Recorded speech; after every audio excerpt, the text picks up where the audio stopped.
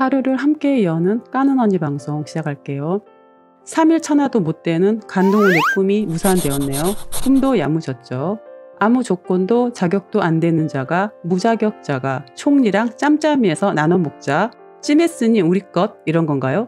무슨 대한민국이 짤짤이도 아니고 애들 장난하는 것도 아니고 이 둘 덤앤더머들의 자격의 조건 한번 들어보시죠.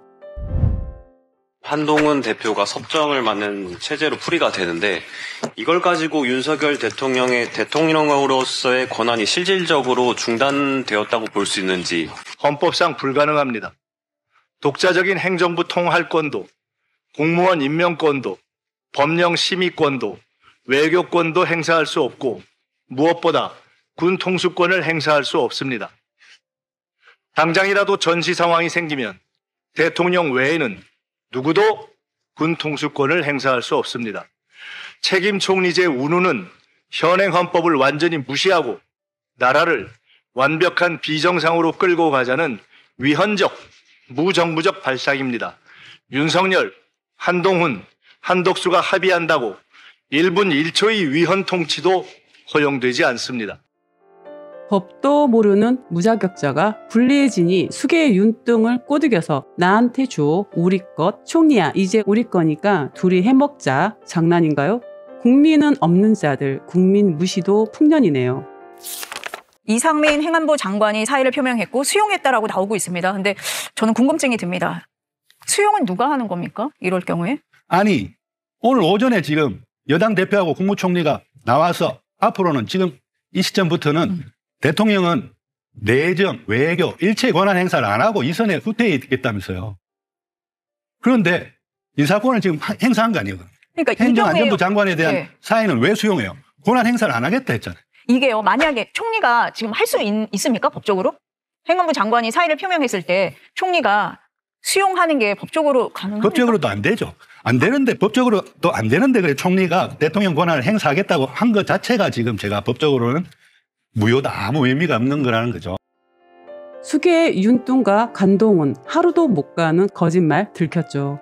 이상민 살려고 사형에 준하는 범죄를 저질러 놓고 탄핵안이 올라가니 바로 톡꼈죠. 사표 내고 일반인으로 돌아갈래 살려줘 이러니 윤뚱이 오케이 했죠.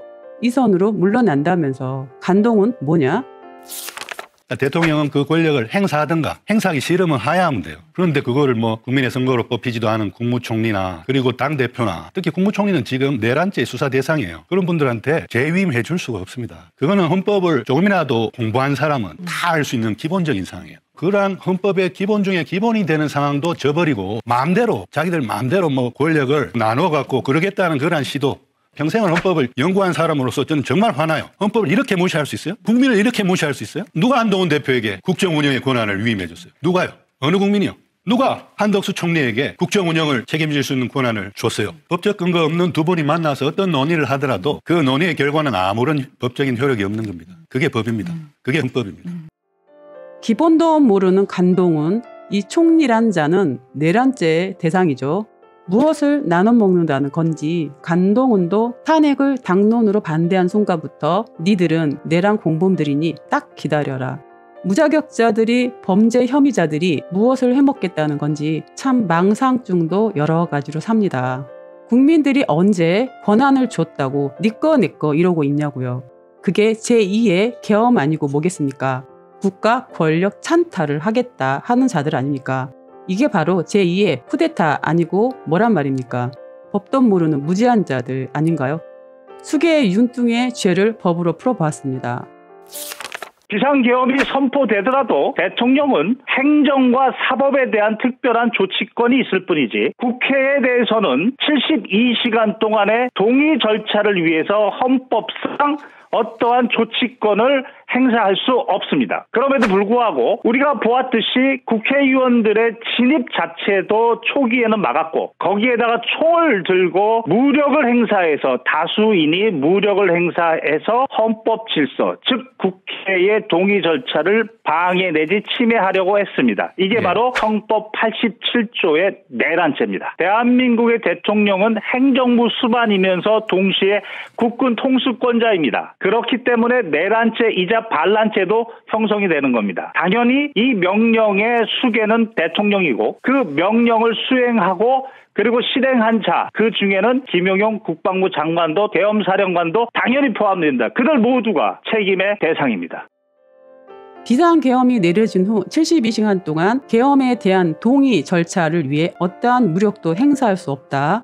만약에 무력을 행사해서 국회의 동의 절차를 방해하는 행위, 군을 동원해서 해지를 방해한 행위를 했기에 내란죄, 반란죄가 형성이 된다. 고로 사형에 처해야 하겠죠. 이러한 자를 옹호하거나 동조하거나 스쳐 지나만 가도 최소 3년 5개월에 처할 수 있다 하죠.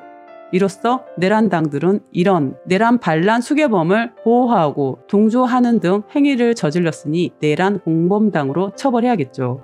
범죄자들이 무슨 니꺼니꺼 이러고 노는지 놀고들 있네요. 법률가이기도 하고 공당의 대표인 한동훈 대표가 또 국정에 대한 경험이 전무한 것도 아닌 국무총리가 어떻게 두 사람이 이런 해괴한 일을 공식 발표를 할 수 있는지 어처구니가 없습니다.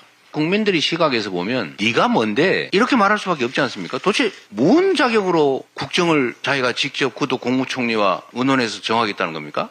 무슨 공산당 인민위원장쯤 됩니까? 법대로 해야 됩니다. 이럴 때일수록 원칙대로 해야 됩니다. 이렇게 위중한 시기일수록 대통령이 대통령의 직무를 수행하기가 온당치 않으면 사퇴하지 않은 한 탄핵을 통해서 즉시 직무를 정지시키고 직무를 영구적으로 하지 않는 게 타당하다고 판단되면 헌법재판소의 결정에 따라서 대통령직에서 파면한다. 이 법을 따라야 되는 것입니다. 시간을 두고 뭐 조기가 언제입니까? 그건 대체 누가 정하는 겁니까? 지금 하지 말자는 얘기를 그렇게 한 거죠. 말장난도 수준이 너무 낮습니다. 수준 낮은 말장난하고 있는 간동훈이죠.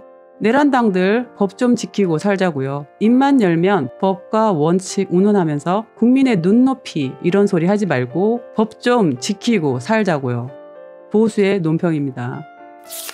앞으로 국힘당의 전망이 어떻게 되느냐 하는 잔머리 굴리지 말고 국힘당은 자진해 해산하는 것이 답이다 하는 얘기를 드릴 수밖에 없고 국힘당은 미래가 어떻고 이런 거 걱정하지 말고 일단 옷을 다 벗어라. 그것만이 답이다. 보수는 그럼 누가 지켰느냐? 국힘당 보수 아닙니다. 국힘당은 보수 아닙니다. 국힘당이 물러나야 진짜로 보수가 생길 수 있습니다. 지금이라도 진짜 보수를 그럼 만들어봐라. 안 됩니다. 왜? 가짜 보수당이 지금 기득권을 가지고 누르고 있기 때문에 도저히 이런 상태에서는 보수정당이 만들어질 수가 없습니다.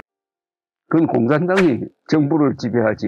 우리 헌법에 보면은 대통령의 권한을 다른 사람한테 넘겨주는 조항이 없습니다. 대통령의 권한은 누구한테 나눠주거나 넘기는 게 아닙니다. 그런데 어제 윤석열 대통령이 우리 당에 맡긴다 했는데 이것도 헌법에 없는 이야기입니다. 그렇게 할 수가 없어요. 그걸 누구한테 넘겨준다면 헌법을 위반하는 게 됩니다. 국민의힘이라는 이 정당은 어떤 단체나 이거 일종의 사회단체입니다. 사단법인 비슷합니다. 공적 단체는 아닙니다. 정부기관도 아닙니다. 그러면은 윤석열 대통령의 권한을 한동훈 대표와 국민의힘이 전폭적으로 마치 승계하는 것 같은 뉘앙스의 이야기를 하는데 그건 공산당이 정부를 지배하지 대한민국에서 정당은 그런 힘이 없습니다. 헌법 위반이죠. 사실은 말하자면 내란 공모 내지 내란당이다.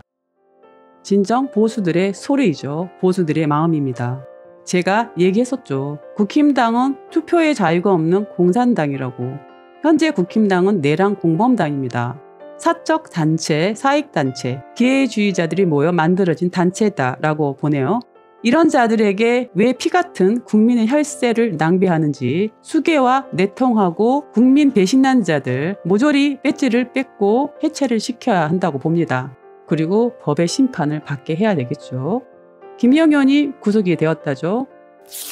MBC 긴급속보가 떴습니다. 계엄령 일주일 전에 김용현이 전쟁 지시를 내렸었다고 합니다. 김용현 전 국방부 장관이 이번 비상계엄 선포 일주일 전에 남북 간의 국지전을 유도하려 했다라는 주장이 제기가 됐습니다. 오물풍선을 날려보낸 북한 원점을 타격하라라고 지시했지만 합참 의장이 이를 거부했다라는 건데요. 합참은 이 주장을 부인하지 않았습니다. 윤석열 대통령이 비상계엄을 선포하기 약 일주일 전 김용현 당시 국방부 장관이 김명수 합참의장에게 북한 오물풍선과 관련해 극도로 위험한 지시를 내렸다고 민주당 이기현 의원이 주장했습니다. 북에서 오물풍선이 날아오면 경고사격 후 원점을 타격하라는 내용이었습니다. 휴전선 넘어 북한 지역을 공격하란 지시로 이럴 경우 북한군의 대응 공격으로 국지전이 발생할 가능성이 매우 높습니다. 하지만 김명수 합참의장은 김용현 장관의 지시에 반대했고 김 장관은 김 의장을 크게 질책한 것으로 알려졌습니다. 비상계엄 일주일 전 국지전 전쟁을 시도하려 했다. 그러나 합참에서 국가를 위험에 빠뜨린 일이니 거부했다라는 내용이죠. 김영현 나라를 국민들을 몰살시키려 했네요. 당장 사형에 처해야 할 자죠. 이를 지시한 자 누구겠습니까? 당연히 수계 윤뚱이겠죠. 이 자도 당장 체포해서 구속을 해야겠죠. 이런 위험한 자들 더 이상 용산에 두면 안 되겠습니다. 이러려고 지들 가족들은 어디론가 피신을 시켰나 보군요. 때려 죽여도 시원찮을 자 아닌가요? 수계와 같이 저지른 자들, 그리고 이런 자들임에도 방탄하고 동조하고 다음을 기약하게 돌봐주는 내란당들도 모두 처벌해야겠네요. 국민 무서운 줄 모르는 자들, 욕심에 눈멀어 땅만 보고 뛰는 자들, 모두 국민의 몽둥이에 혼이 나 보아야겠죠. 국민 무시하면 어찌 되는지 알려주자고요. 수계 윤뚱과 명신이가 짐을 싼다는 소리가 들리네요. 돈도 빼돌린다는 소리가 들리죠. 빨리 수계를 구속하고 명신이를 잡아드려야겠습니다. 12월 안으로 끝을 보아야겠죠. 국민의 승리가 코앞이네요. 추운 날씨, 감기들 조심하시고요. 다음 영상에서 다시 만나요. 바이바이.